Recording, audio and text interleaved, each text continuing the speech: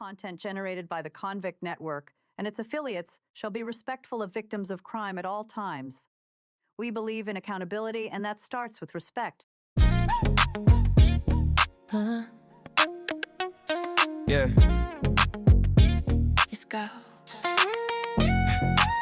A heavy price come for taking the light. Some things in this world you just can't make right. Now you posted all alone in the cell at night, wishing you could turn the clock back with all your might, but you can't. So what you gonna do, stay the same? I changed some things, well look, it's gonna be hard, matter of fact. You gon' need God and a little bit of luck to help you make it through. Cause don't nobody care about what you're trying to do. Prison is the coldest place, while simultaneously heat sparks will scorch your face. It's a race against time, like to lose your mind, like the ones you left behind and the victims of crime. If the mind breaks down, then the body will follow. In the house of pain, where you ain't promised tomorrow, it's hard.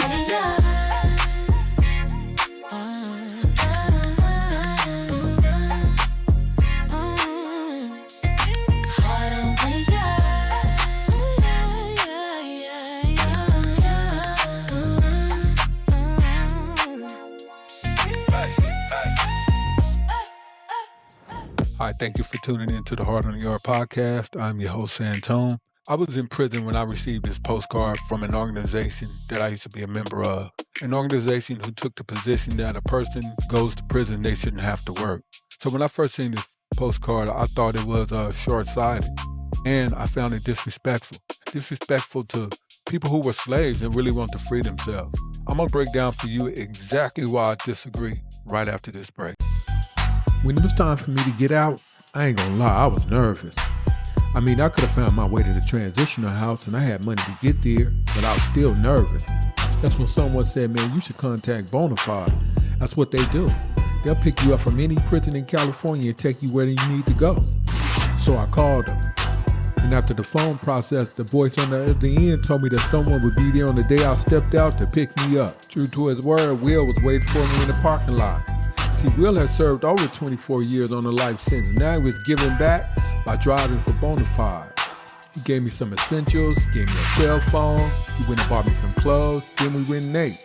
And when I attempted to pull out my money and pay, he said, nah, bruh, your money's no good today.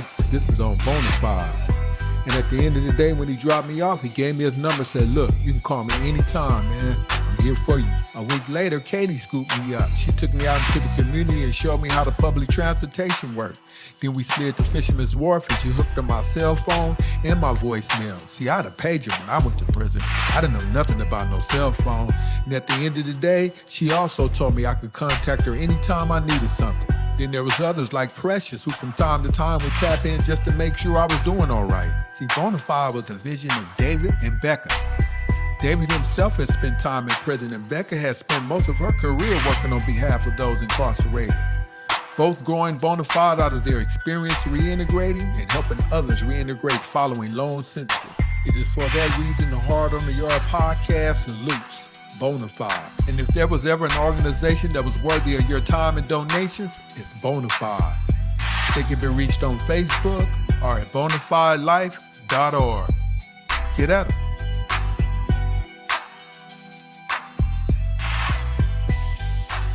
So I disagree with this for the obvious reasons, and I'm going to point them out. So how does one become a slave? Well, you're kidnapped.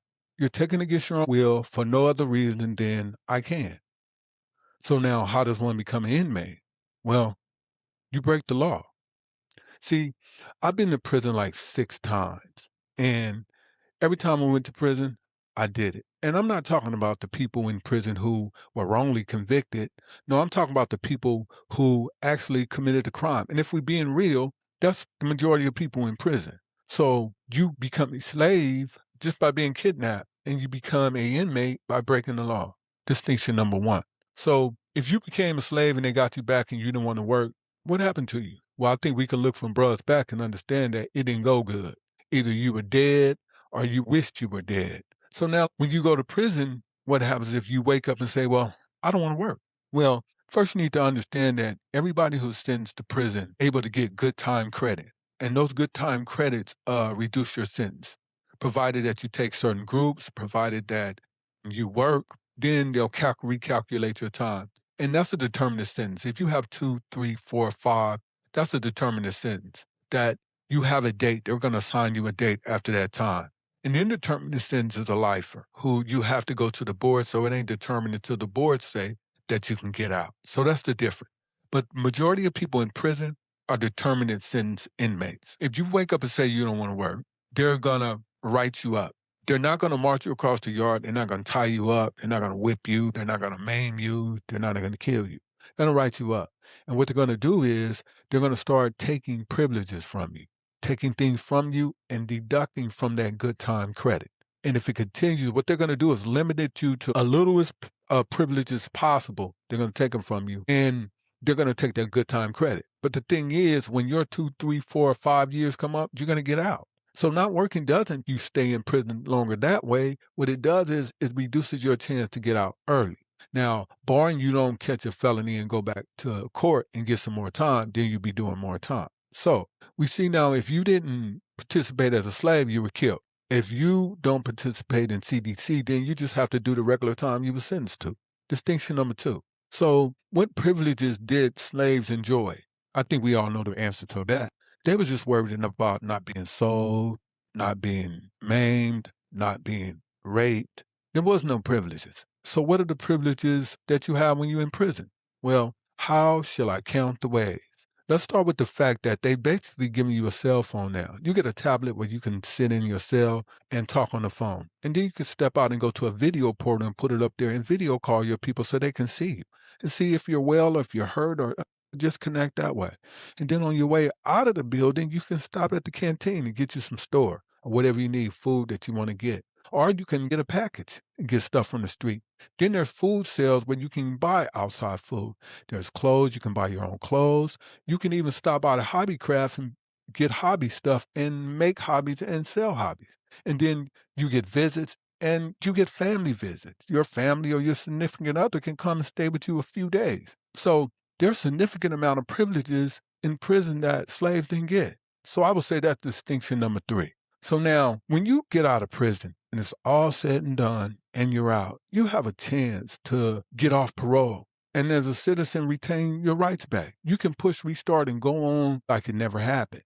But you get a chance to go back and push restart and do it again. So slaves, when they were generational slaves, your kids were slaves and their kids were slaves. We all seen Roots. And when the slavery was over, they didn't get no benefits. Either they could stay on the land as a sharecropper and get worked over that way, or they can take their chances out on the land and get worked over that way. So that's the next distinction. So anyone who looked at the face of this and had this postcard and want to look at the face of making this, it just bewilders me that you didn't look at this and say, yeah, we ain't gonna take this approach right here. This is the extreme. Because it's extreme and it doesn't make your point. It really hurts you. Because a lot of these organizations, I believe they do really, really good work. They do really good work for the community, for inmates. But when you come and step on it with this type of propaganda, yeah, it makes people kind of start looking at you with a side eye. Yeah, and I'm one of them. So in preparing for this series, I did some research and I came across Samuel Brown. And Mr. Brown was convicted and went to prison for attempted murder. And while Mr. Brown was in prison, he was able to get him a bachelor's degree. And Mr. Brown is credited as the founder of the bill of Proposition 6. He's the one that got out and took his ideal to politicians, and they got on board and they crafted this bill saying that inmates shouldn't have to work. Well, Mr. Brown, while he was getting this degree, I think COVID hit. And he tells the story that he was working inside, and I think he might have been working in a hospital. Wherever he's working, he had to clean up. And he said he felt that he didn't want to go to work because COVID was real and he didn't want to get sick because he said he has asthma. But he said he felt like he was forced to go to work because if he didn't, he was a lifer and he had to go before the board. The board would deny him. And I agree with that assessment. If Mr. Brown had went to the board where he was shown that he didn't want to go to work, they would have denied him. See, the board's position is this, that lifers who come before them, when on your worst day, people either get hurt, they get killed, or you attempt to kill them. So they got to make sure that when we let you go, that you're straight, because you could very well get back out there and do it again. So their position is that your mind is right and that you have a work ethic. And I think that it shows to them that, okay, if you quit and give up and don't go to work, then when things get hard for you on the outside, you'll revert back to who you were. And I agree. I agree with that. I also agree with Mr. Brown that he didn't want to get sick.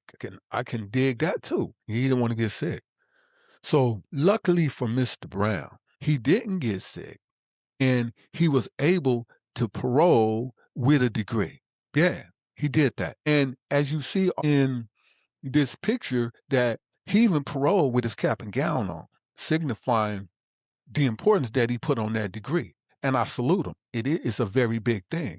However, the problem that I had with Mr. Brown's statement, even along with the fact that he authored the bill, but the biggest problem that I had, he went on to say that CDC prioritizes work over rehabilitation. Hold on. Hey, Siri, how much does a four-year university in California costs an average of $31,412 per year? This is from careers360.com. Thank you, Siri. So if we do the math, we just gonna round it down to 30,000. That's like 120,000, if I'm correct. You went on record saying that CDC prioritizes work over rehabilitation when the slave master, according to the poster they have, gave you $120,000 while you was in the slave quarters to better yourself. I think you benefited from one of the biggest rehabilitative packages that anyone can get. And you don't even have to pay that back. That's free money. So I think it's kind of disingenuous for Mr. Brown then to say that, get outside of prison and start throwing stones back at the prison saying that you guys wasn't for me succeeding. And even more, they came up in the prison to give you your degree. This was during COVID. And look, CDC had the right to evaluate who came in and came out. They locked it down. If they felt it was dangerous or too many people had any cases, they wasn't letting you in. But once it eased up, they let you in. So here they are, they let him in. They let him in to have his graduation. Mr. Brown got to have his graduation. That goes to show you, these people came in there through hell or high water to give you this degree, to finish off the act on what they want to do. So my problem with these organizations is this. I think a lot of organizations, they think that because we're of all of the same color or you've been to prison, that we're supposed to just fall in line and go with whatever proposition you put forth, not even thinking, just go along with it. Well, I'm no advocate for CDC. I'm no Republican, and I'm not a Democrat. I'm an independent thinker who you can't pee on my head and then tell me it's rain. Today I'm on the facts for mine. And this thing was far out from the beginning. I could have told you that it was going to fail. And people, when they went to the vote, when they went to the polls, they voted against it. And I know why. See, because I'm from a small town called Banning, California. And there was three things that was prevalent in Banning, California. There was church, there was sports, and there was working. These are families who migrated out there from Mississippi and Texas to flee from racist conditions, to come out and build a better life. And they came. And this was working town. That's what it was. All my friends' families worked and they worked. Matter of fact, my mother, when you came over to the house when we were older, and I would bring a friend over, her first question was going to be, oh yeah, where does he work? And if I was to give her an answer that he didn't work, then she wouldn't be disrespectful. But her whole demeanor and manner towards that individual would be different. Let's say my one friend who had work name was Jim. So when I told her that Jim worked, when Jim come over, she would say, hey, Jim, how you doing? How your mom doing? Well, yeah, she would be interested in his life. So when the other one, let's just say Steve came over and that I told her didn't have a job, and he said, hey, Miss Sanders, she'll say, hey, Steve, and she go in the house. So you see, this proposition doesn't help strengthen people. And newsflash, people in prison don't need to be saved. They don't. Believe me, inmates in prison, the California prison system, if the administration get too far right or left, they'll push back. And believe me, they'll push back hard. See, people going to prison realize that, okay, I lost. And they're cool with that. In regards of, okay, I'm going to work myself out.